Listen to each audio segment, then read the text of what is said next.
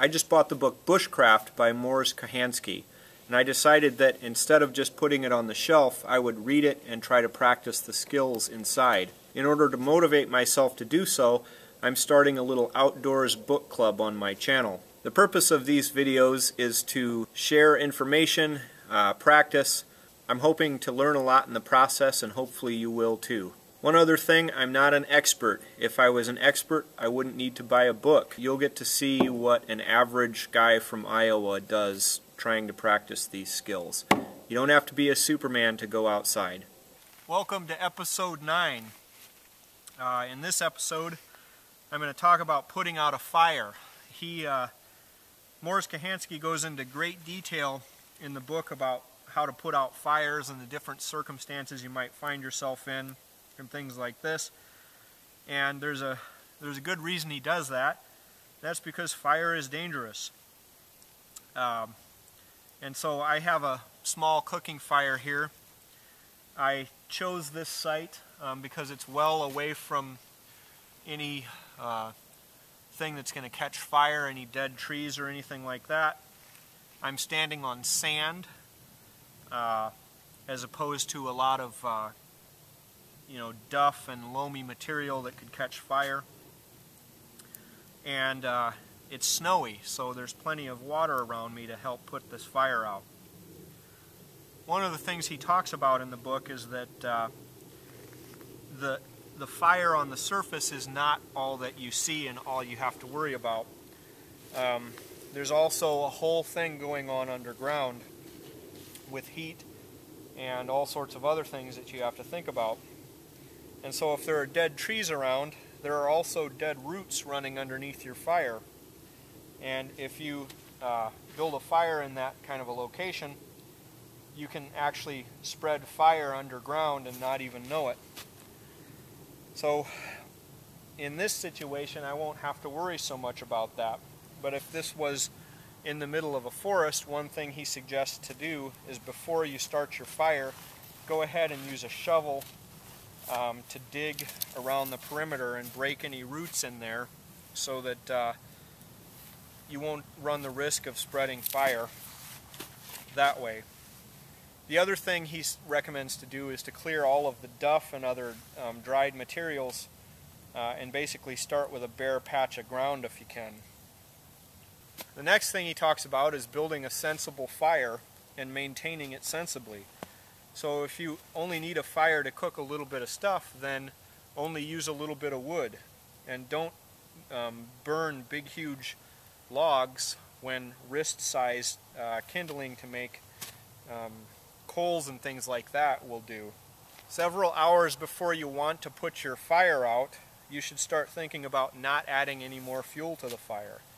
And let things burn down to the point where there's no more big stuff burning and basically all you have is coals and ashes. And don't leave putting out a fire until you're 5 minutes from having to leave. It takes time to properly put out a fire. And he suggests a bunch of different methods. If you've got a big pot, what you want to do is fill the pot with water, scoop up your ashes, put them in the pot with water, and let them completely extinguish. I don't have a big pot with water, so what I'm going to do is I'm going to make sure that all of the big pieces are out of the way and all the big pieces are done burning, and I'm going to scoop what ashes I have into a little pile here in the center. And I actually hiked in some water to be able to show this. There's plenty of snow around and I could use snow, but I'm going to use this water. And basically now you start from a height,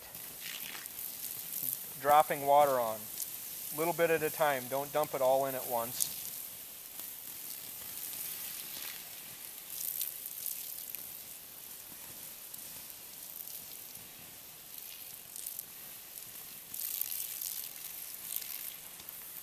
Dump it,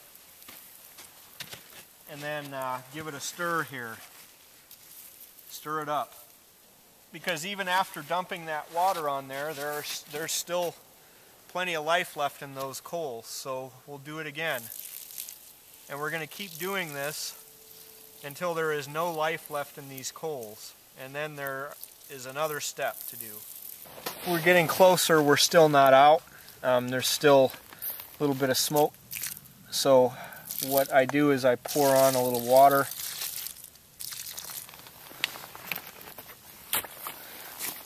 And now I'm poking into the ground, making sure that that water gets in there and that we have all of that, all of the buried coals and things are exposed. And I can see standing water in this, but that doesn't mean it's out yet.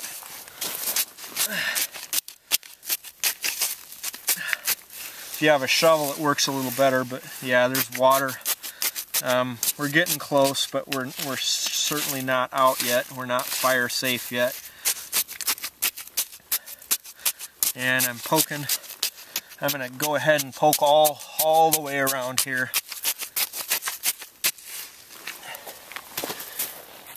And now what I'm going to do to make sure that this water penetrates is I'm actually dropping it from a height. And basically I'm going to keep pouring water on this until the entire fire ring that I made is basically in standing water. And then I'm going to watch it. And I'm going to make sure that no smoke is coming from this and that we're as close to certain as we can be that this fire is out. So we've got standing water in the entire area where I had the fire, and I've poked holes in the ground to be certain that the wire actually got underground, water actually got underground there. And now the next step is I'm going to hang out here for a while just to be sure that that's completely gone. And that's one way to extinguish a fire. I'm going to have to ask that you go ahead and take the time to actually read that section, because this is a very easy fire to extinguish because of the snow. There are a lot of conditions where even this wouldn't work, and he mentions some really good methods in the book of dealing with fire, so I encourage you to read that.